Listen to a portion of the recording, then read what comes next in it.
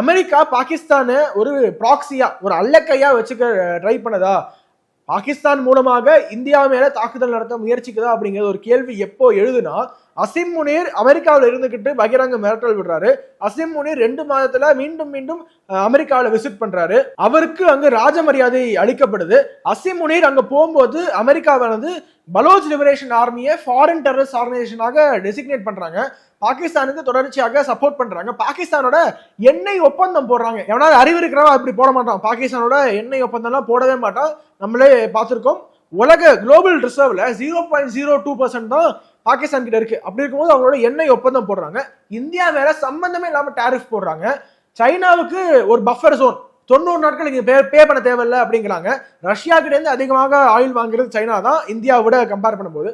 இப்படி எல்லாம் வச்சு பார்க்கும்போது ஒரு குரோயிங் பவராக இருக்கக்கூடிய இந்தியாவையும் இந்தியாவுடைய வளர்ச்சியும் பொறுத்து கொள்ளாத அமெரிக்கா பிளஸ் சிஐஏ தொடர்ச்சியாக இந்தியா மேல ஒரு கண்ணு வைத்திருக்கு, மோடி மேல ஒரு கண்ணு வைத்திருக்கு அப்படிங்கிறத பார்த்திருக்கோம். எப்படியாவது மோடி அரசாங்கத்தை வீழ்த்தி விட வேண்டும் என்று பல்வேறு முயற்சிகளை சிஐஏ எலெக்ஷனுக்கு முன்னாடியே பண்ணாங்க.